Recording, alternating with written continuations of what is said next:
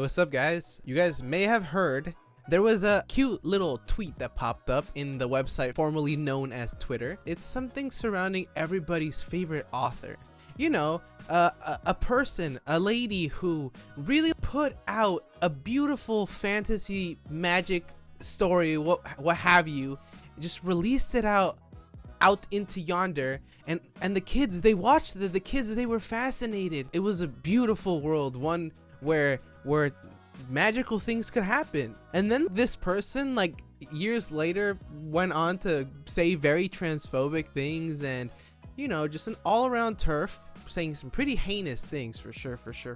If you guys don't know who I'm talking about J.K. Rowling. Come on, it's like I pretty much handed you I'm like, here's all the info, you got this. For a lot of reasons, I would not be surprised if people no longer like J.K. Rowling. It just makes sense, you know, a lot of the things that she has said, especially around trans people, foul. But what if I told you that maybe there's a theory that would solve why she's being this awful person? On July 30th, a user at Mushy Crouton posted on the website formerly known as Twitter. It was basically a theory that showed that there was mold growing in the back of J.K. Rowling's profile picture. And if you went back, I don't know, I think it was like 2 or so years ago, to a former profile picture that she took, which is also in this angle. Like, what's the deal? All the angles in the world a billionaire could have chosen, and she decides to take a picture from the same camera. I'm sure it's like a webcam, but like,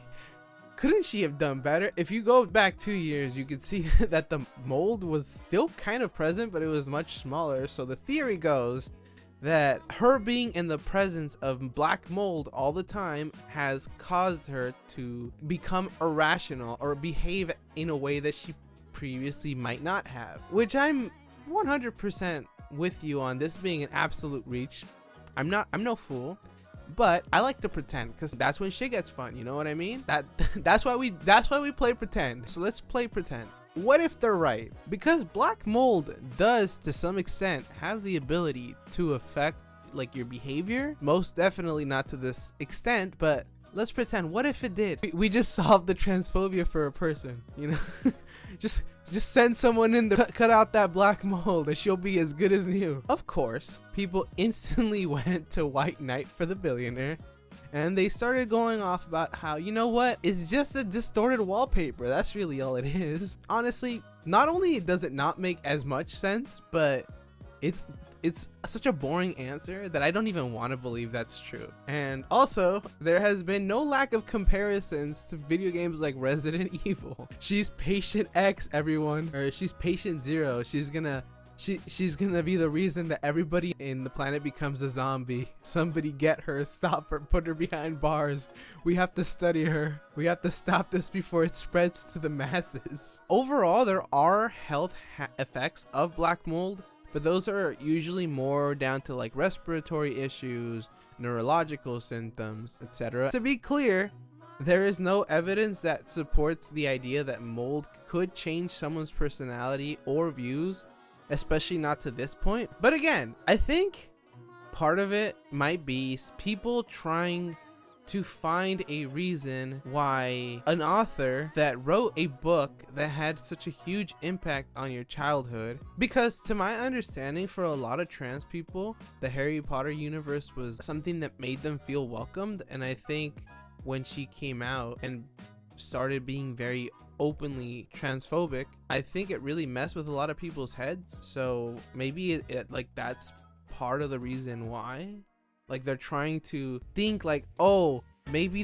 maybe we were wrong about her. It's just that this and that happened. The thing is, like, one can hope, one can cope, but like, it doesn't change the fact that the things that she has said really aren't that good, for lack of better phrase, I guess. I mean, just a recap. Okay, here's like some of the past controversies that she's gotten in trouble. So in June of 2020, she tweeted out a lot of tweets and an essay on transgender issues that was all around transphobic. In December of 2019, she openly showed support for Maya Forstater, who was involved in a legal case over transphobic comments. And then in September of 2020, she released Troubled Blood, and she was heavily criticized for the way that she portrayed a cross-dressing serial killer. You know, I'm not trans. I am a supporter 100% of trans people and trans rights. But I think for as to the reason why those are as hurtful as they are, I think I'll just leave that to a trans creator to speak about. That's not my place to speak for how that would make them feel. I do want to bring up the fact that J.K. Rowling did change her profile picture. You know, people would think she's burying the controversy, it's over. She just has to ignore it for a little bit, and if she can tune it out for a while, she can leave it in the past, right? The problem was that the picture that she uploaded just led to further mockery with a new image. If you looked at her hair, there was a kind of how do I describe it? Okay, so it was what users claim looks like a strange phallic shape emerging from her hair. She tried to bury it, and that started getting clowned on. I hope this is healing for some people out there to find this out. I mean, of course it'd be like some sort of resentment, right? She has helped in the rise of hatred against trans people. Her comments have literally been linked to an uptick in hate speech and in actions of discrimination, which is so fucked up when you put it into perspective that like trans people make up less than 1% of the population. They're already so super marginalized. It's wild to me, man, honestly. And look, I get it.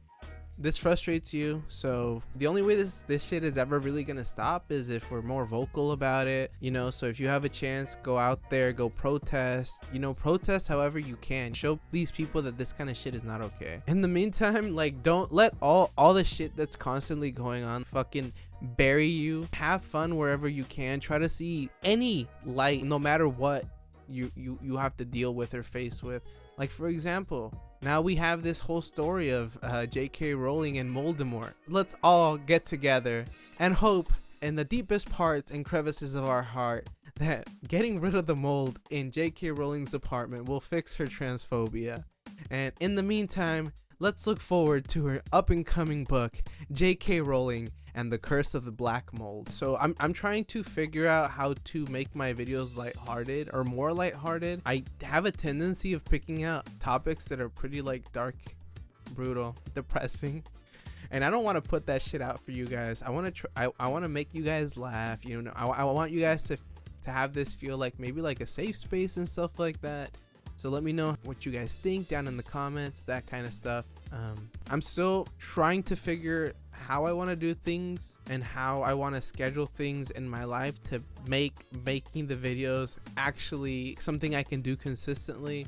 If you guys like the video, if you guys laughed, anything like that, don't forget to like, subscribe if you want to. It's free. I'm not gonna hate you if you don't sub, but you should sub. You should sub. You know you should. It's free. That being said, also hit the bell, because I guess like videos don't get pushed sometimes if you don't hit that bell. Otherwise, that is all for me. This has been Subtle. Peace out.